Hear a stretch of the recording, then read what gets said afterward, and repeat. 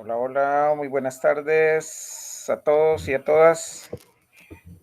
Vamos a darle continuidad a la materia sistema contable. Recuérdense que tenemos un tema pendiente que se llama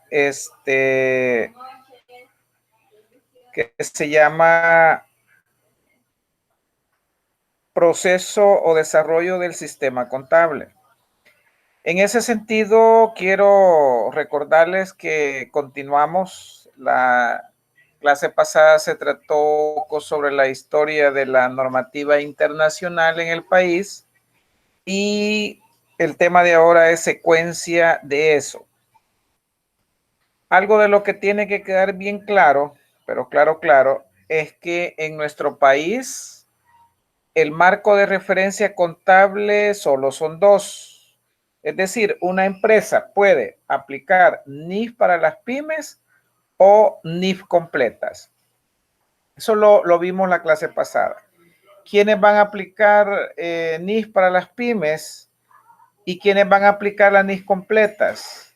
La NIF completa la van a aplicar solo las empresas que coticen en la bolsa de valores. Es decir, que toda empresa que cotice en bolsa automáticamente va a tener que aplicar las NIF completas. Y recuérdense que las NIF completas están compuestas por la NIF, la NIC, la SIC y la CINIF. Esas cuatro cosas conforman la NIF completa. Todas aquellas empresas que no coticen en bolsa aplicarán NIF para las pymes. Por eso es que ustedes se preguntarán, ¿por qué vamos a aplicar NIF por qué vamos a estudiar NIF para las pymes? El libro que subí a la plataforma de Classroom es NIF para las pymes. Y es por una sencilla razón. Tenemos que el 90% de las empresas en el país no cotizan en bolsa. Por lo tanto, le vamos a entrar un poco al estudio de la normativa NIF para las pymes. En esta ocasión vamos a repasar o vamos a estudiar la sección 2. Y la sección 2 nos habla, dice, esta sección describe el objetivo de los estados financieros de las pymes. Pymes significa pequeñas y medianas entidades. ¿Ve? Pequeñas y medianas entidades. Y las cualidades que hacen que la información de los estados financieros de las pymes sea útil. También establece los conceptos y principios básicos subyacentes a los estados financieros de las pymes. Es decir, que esas cualidades, esos conceptos que vamos a estudiar a continuación, hacen que la información sea útil, de manera tal que si algo no lo aplicamos, esa información sería inútil. Es decir, que la información contable o la información financiera tiene que servir para la toma de decisiones de los empresarios, de los accionistas o de los dueños de la empresa. Y si esa información no lleva lo enmarcado en esas normas que son de calidad mundial, entonces no va a servir para esa toma de decisiones. El objetivo principal de los estados financieros de las pymes es proporcionar información sobre la situación financiera, el rendimiento y los flujos de efectivo de la entidad, que sea útil para la toma de decisiones económicas de una amplia gama de usuarios. Los usuarios de la información financiera, jóvenes, son los más principales: propietarios, accionistas, entes fiscales como el Ministerio de Hacienda, Superintendencia de Obligaciones Mercantiles, alcaldías, etcétera, etcétera, etcétera. Todos ellos están interesados en la información financiera que las empresas colocan. Ahora bien, dice, proporcionar información sobre la situación financiera. Estamos nosotros y conocemos el balance general. La situación financiera se presenta en el balance general. El rendimiento es sinónimo de utilidades, de ganancias. Por lo tanto, estamos hablando del estado de resultados. Y los flujos de efectivo que ustedes no conocen, pero que ahora agregamos un estado financiero más que se va a llamar estado de flujo de efectivo. Por lo tanto, en esta lámina estamos viendo tres estados financieros que son balance general, estado de resultado y estado de flujo de efectivo. Ya llevamos tres. Las características cualitativas de la información de los estados financieros son esenciales para que sea útil. Veamos la primera. La comprensibilidad, dice, la información proporcionada en los estados financieros debe presentarse de modo que sea comprensible para los usuarios que tienen un conocimiento razonable de las actividades económicas y empresariales y de la contabilidad. Fíjense, y de la contabilidad, así como voluntad para estudiar la información con diligencia razonable. ¿Qué nos da a entender esto? Que una persona que no haya estudiado como ustedes, que están recibiendo sus clases virtuales del Abdul, son de tercer año y han recibido contabilidad durante 3 años, ustedes ya tienen un conocimiento previo. Se recuerdan que yo les hacía el año pasado la broma, que si ustedes le hablan de activo o de pasivo a la señora que vende chilate o que vende chuco en el mercado, la van a dejar perdida. Ese tipo de conceptos o el análisis de que salga de ello, lo entendemos personas como yo y como ustedes que han pasado por un proceso. Fíjense que dice que de los usuarios deben tener conocimiento razonable de las actividades económicas, empresariales y de la contabilidad. En la clase pasada se dieron cuenta que analizamos cómo la normativa internacional la aplicamos en El Salvador, cómo se ha venido surgiendo. Entonces, todo esto a las empresas son afectadas con todo esto. Fíjense ustedes ahora, me voy a detener en la parte de las actividades económicas y empresariales. Nos vamos a detener en la parte de la economía actual de nuestro país. Por ustedes es conocido que tenemos tenemos 6 meses de algo irregular de la economía. Es decir, estuvo cerrada, solo pocos sectores estuvieron abiertos. Entonces, pónganse a pensar ustedes,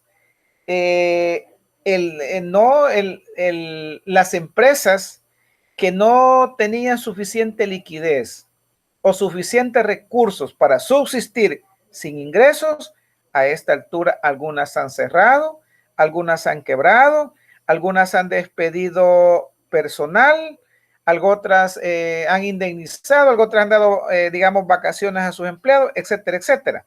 Pero lo que vamos es que ese entorno empresarial es el que ustedes deben de entender y deben de conocer y les debe de gustar. Porque si ustedes solo estudian o se dan, digamos, investigan solo la parte contable, hay cosas de la economía en general y empresariales que les debe de gustar estudiar y deben de ser diligentes para poder investigar. Ya no digamos sectores empresariales, como por ejemplo, si yo les preguntara, ¿qué sectores empresariales o qué rubros de la economía o qué giros de las empresas no han sufrido en esta pandemia? Ustedes tendrían que estar en la capacidad de poder responder, de poder analizar ese sector y poder decir, mire, Lick, el tal sector no se vio afectado por esto y esto. Claro, dentro de los sectores que les voy a mencionar que no han sido afectados por la pandemia, ha sido el área de farmacéuticas y laboratorios. Fíjense que llegamos a un extremo al inicio de esta emergencia donde ni mascarillas había en las farmacias. No sé si les pasó a ustedes. Y fue donde la gente empezó a hacer mascarillas de tela para poder usar como cubreboca. De ahí para allá, este rubro nunca estuvo cerrado. claro, estuvo regulado, perdón, pero no se vio afectado por la pandemia. ¿Por qué? Porque en lugar de cerrar, estuvieron ¿qué? Creando, vendiendo durante todo este tiempo medicina. Claro, si los enfermos, en lugar de disminuir, iban hacia arriba. Entonces, en ese sentido, es que estamos analizando. Otro rubro que no se vio afectado es el rubro de los supermercados. Si ustedes observan, cerraron Megaplaza, toda la gente, pero las de Maxi Despensa, Super Selectos, etcétera, y otros siempre estuvieron abiertos. Entonces, al contrario, fueron casi monopolio para la venta. Esta gente no se vio ¿qué? Afectada. Y luego, por ende, que estamos hablando de la contabilidad, que es normal que ustedes es su especialidad. Así es que de esta manera vamos analizando la primera cualidad es comprensibilidad. La información proporcionada en los estados financieros debe presentarse de modo que sea comprensible para los usuarios. Es decir, que a esta altura alguno de ustedes me diga, Lick, yo no sé qué es activo, yo no sé qué es pasivo, qué es patrimonio, qué es un estado de resultados, qué es un balance general, qué es un balance en forma de cuenta, qué es un balance en forma de reportes, cómo saco el costo de venta, los métodos de depreciación, los métodos de evaluación de inventario, todo esto ustedes lo conocen. Entonces, gente como ustedes me comprenden y otros que vean la clase porque saben de lo que estamos hablando. La información también debe de cumplir con la otra característica que se llama relevancia. La relevancia dice la información proporcionada en los estados financieros debe ser relevante para las necesidades de toma de decisiones de los usuarios. La información es relevante cuando puede ejercer influencia sobre las decisiones económicas de quienes la utilizan. Fíjense que en todas las cualidades, casi todo nos habla de la toma de decisiones. Entonces, todo lo que hagamos en contabilidad y administración tiene que ser relevante para la toma de decisiones. Siguiendo con la pandemia que está de moda, muchos, y los dejo a que piensen nada más. Fíjense, las empresas que cerraron no tuvieron abierto al público la mayoría. Entonces, pero ellos tenían maquinaria. Pongamos los buses que estuvieron paralizados por un cierto tiempo. La pregunta es, si usted como contador, ¿qué piensa? ¿Se depreciaron o no esos bienes que no estuvieron en uso? Piense, por favor, y luego lo comentamos. Miren, ¿depreciamos o no? ¿Por qué les pregunto esto? Porque ustedes en segundo año vieron el concepto de depreciación. Entonces, deben de acordarse. Y este punto del que le estoy hablando sería un punto importante tomarlo en cuenta hoy para la pandemia y en los estados financieros. Entonces, solo estoy dando un ejemplo de relevancia que deben estar en los estados financieros para la toma de decisiones. Otros aspectos importantes que podrían, y solo cito ejemplo, es las empresas que pagaron sueldos completos y pagaron AFP, pagaron seguro y no obtuvieron ingresos durante todo este tiempo. Entonces, ese monto, ese valor, ese rubro, es normal que se considere importante durante el plazo de pandemia. ¿Ok, jóvenes? Espero que abajo del tema vayan anotando comentarios y cualquier cosa importante que les venga, que ustedes crean que es conveniente. Recuérdense que vamos para el cuarto año, deben de tener todo documentado, las clases de ahora en adelante van a quedar grabadas para que usted las pueda ver, estudiar y retroalimentar. No me resta más decirle que buenas tardes, gracias por su atención y primero Dios, el próximo miércoles estamos en vivo. Esta es una grabación. Hola.